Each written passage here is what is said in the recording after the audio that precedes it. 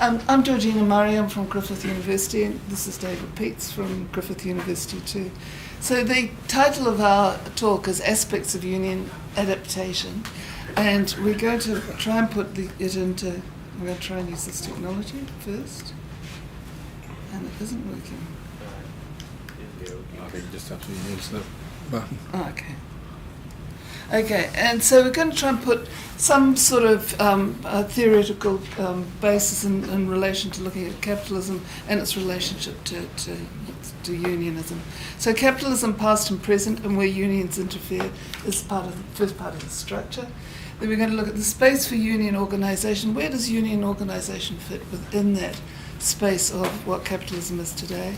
The need for adaptation, the developments and agreements and regulations that are necessary in the new capitalist structure with things such as the gig economy appearing, union organising in new media, looking at case studies of union reps' use of electronic communication and social media. So that's the main focus of our talk today. So in terms of looking at capitalism past and past and present, most of you will have read Marx, and you know about the circuits of capital, and you know the basic structures about how commodities are created, right? So what we're looking at in terms of his basic structure in Volume 2 of Capital, he's talking about you have money from the capitalist provides money, then you have the commodity production, and you have in that commodity production needs of production labour, power, working to produce a new commodity, like the new dress or whatever in the factory system, and then you've got money primed. So what's different? What's happening now that's different is, are we looking at the same structure, or are the fundamentals the same, but the process is different in this new capitalism that we're looking at? So because what we've got, of course, is in terms of looking at labour power, we've got digital technologies, we've got David was talking yesterday about crowd work, you've got apps for Uber riders and so forth, and you've got changing consumer demands. So there's online shopping, there's a whole lot of different things happening. And then you've got all question marks around those, but you've got the unions slotting in terms of looking at the different construction of labour power. So they're having to reorganise unions within that structure. Although the fundamentals aren't changing, some of the processes are importantly changing in terms of the production of surplus value and capital. And so up until now, so unions have been interfering basically in the production process to increase the amount of income that goes to labour, and various aspects of the process itself. The gig economy and other technological developments and other institutional developments have really created needs for unions to adapt. And so we've seen reduced union power and increased uncertainty, increased insecurity, increased precarity, often seen as being like a return to the days of Dickensian or Victorian capitalism. What was previously occurring in common geographies, people working in a mining town or a company car town or whatever, that's no longer the case. People are dispersed around. So the nature of spaces that are shared by workers has changed. The removal of this common geography and the creation of new types of geographies have enabled capitalists to access and organise labour, but the same technologies may also potentially enable labour to collectively organise. Well, that's one of the things we're looking at in this conference again, I guess.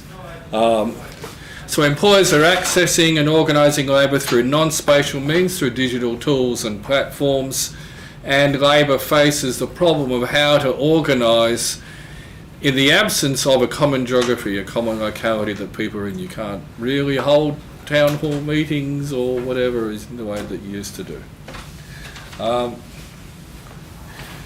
So there's been various developments in the union activity dealing with the gig economy and so on. I spoke a bit about these yesterday in the question and answer session, so I won't go into much here. Various agreements such as between Unions New South Wales in Australia and Airtasker, not a collective agreement, but basically setting allegedly setting a framework for the rates of pay that should be available to people doing things through Airtasker. Looking at Airtasker, you'd wonder whether it had been implemented or not, but anyway, there's some action going on there. There was an almost agreement between the SEIU and Airbnb about recommending to the owners of Airbnb properties that they basically pay union rates to housekeepers, but that all fell through. So there's been like a history of attempting to do things in this area, not always succeeding. There's been various strikes of workers involved in platform firms. I've listed some of those there. They might avoid some of the normal legal restrictions on labour strikes, but they also then potentially encounter competition policy in some countries, including, for example, Australia. There's been various other attempts at collective organisation or collective action of some type or other. We might hear a bit more about that this morning, and we'll hear more about it during the course of the conference. And there's lots of argument about whether people working in the platform economy are contractors or are employees. There's been contradictory decisions coming out of various decisions, contradictory moves by policymakers in these various jurisdictions, and it's really unlikely, I think, that we'll find a definitive answer to this in the next decade or so. We're going to have people going off in different directions in response to various political pressures.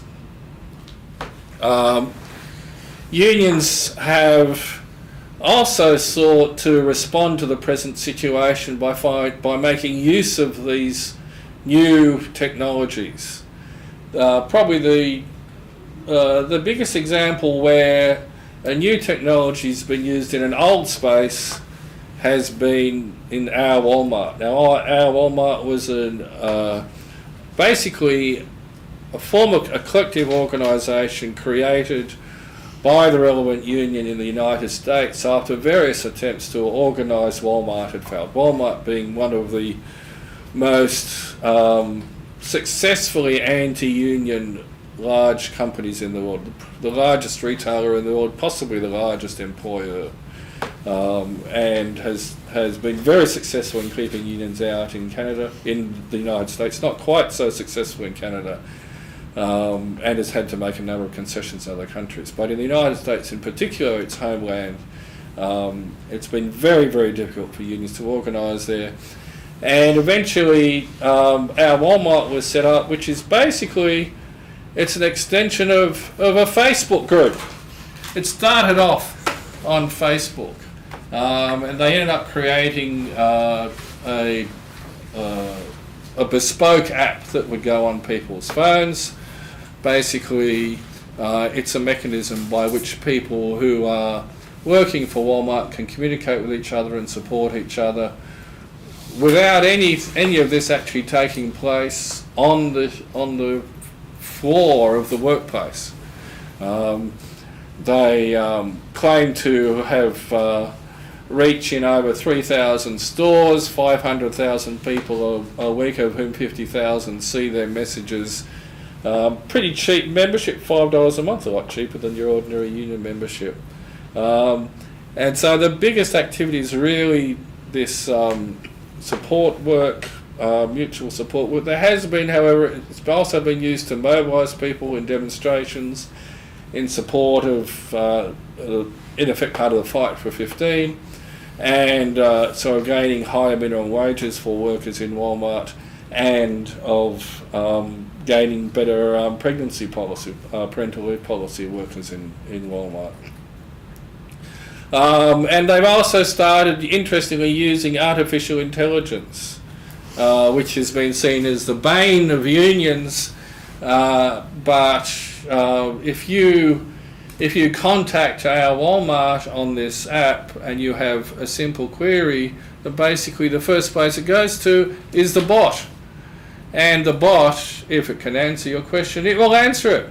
And so you're getting a response back that looks like it's from a real person, but it's not.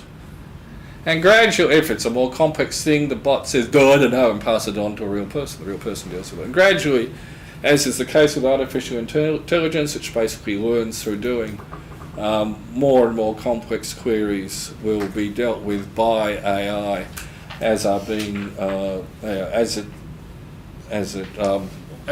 has to deal with them, and it learns what's the response that the real person gives to these more complex questions. So it's quite a different structure of organisation. It's not workplace based really.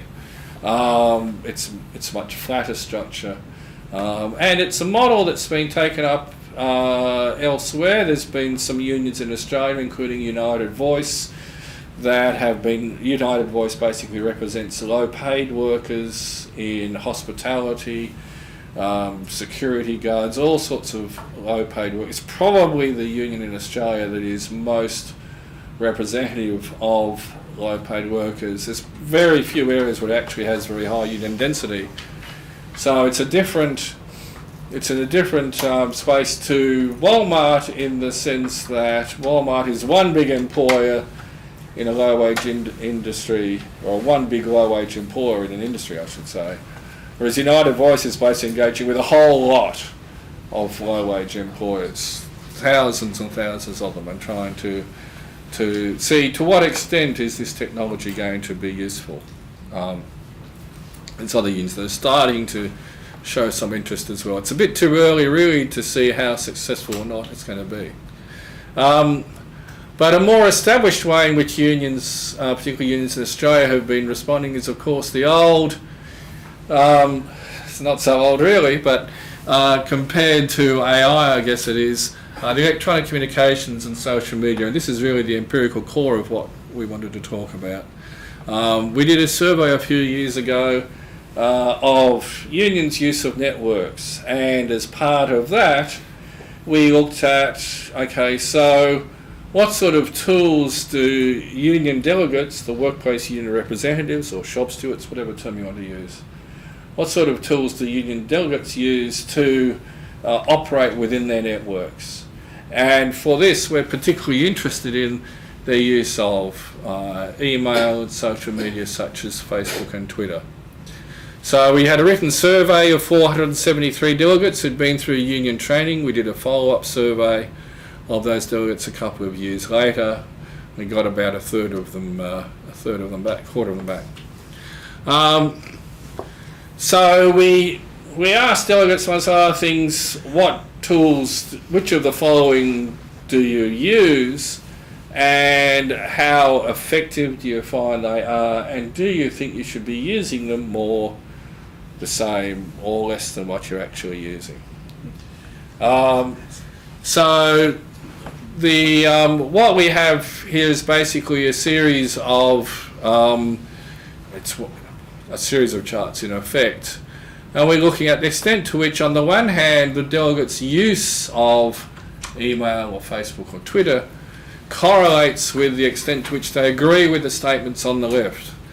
That is, if they agree, through my union network we've been able to boost the union influence, influence that members have within the workplace. A couple of words missing there.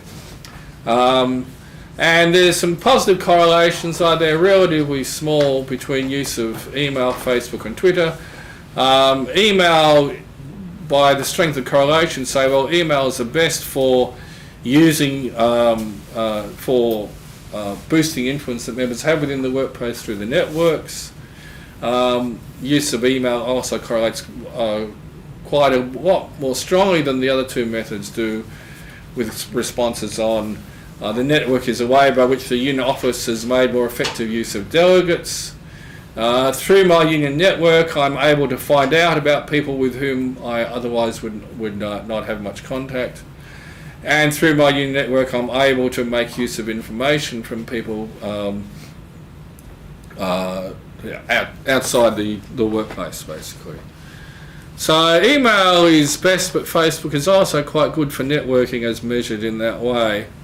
And also in terms of getting help from and communicating with others in the workplace. So things like when we asked people how helpful are the following, basically a list of things in helping you achieve your aims as a delegate. How helpful are senior and more experienced delegates in this workplace in the union? The more helpful they were, the stronger was respondents' use of email. Likewise with how helpful other delegates at or below their level in the union were, delegates in the workplace from another union, other members from the union in the workplace. So basically for the internal stuff, mostly internal stuff, email was better. For the external stuff, external meetings, Facebook actually worked better. How helpful are delegates from this workplace, from this union, from another workplace? Do you use meetings outside my workplace of people from other workplaces? Do you use meetings outside my workplaces of people from other organisations?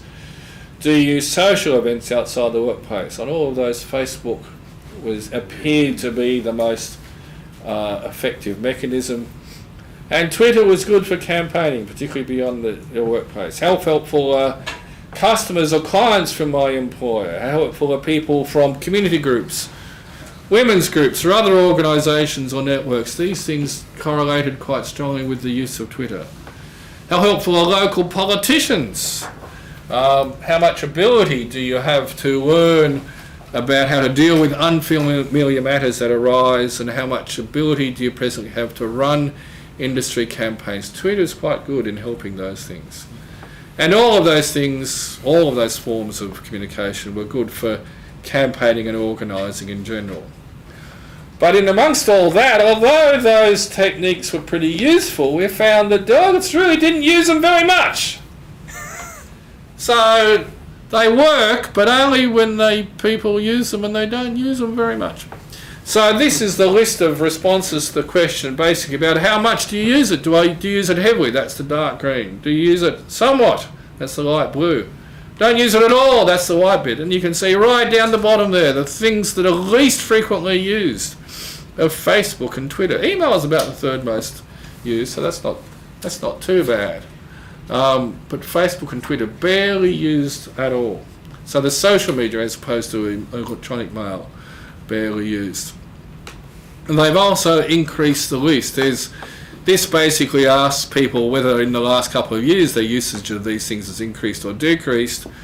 Well, and down the bottom you can say 11% their usage of Twitter has increased and 10% it's decreased. 22% have increased their use of Facebook, 9% have decreased it. Most of those other items you can see there on the list, they're things that delegates are gradually making more use of, but that is least commonly the case with social media. And basically delegates are saying they value them the least and they dislike them the most. So when you're asking them should they use it at all, should they use it less, should they use it more, they're least likely to say I should use Facebook and Twitter more. They're most likely to say I shouldn't use it at all or should use it less. So some of the innovations and experiments that have been used by later have got applications to varying degrees in both the old economy and in gig economy contexts. But unions as institutions do appear slow to adapt these lessons and to adopt them. So it does raise some questions about, well, if these new technologies are of some use, then, well, maybe should effort be put into making better use of them or not? That's all from us. Thank you.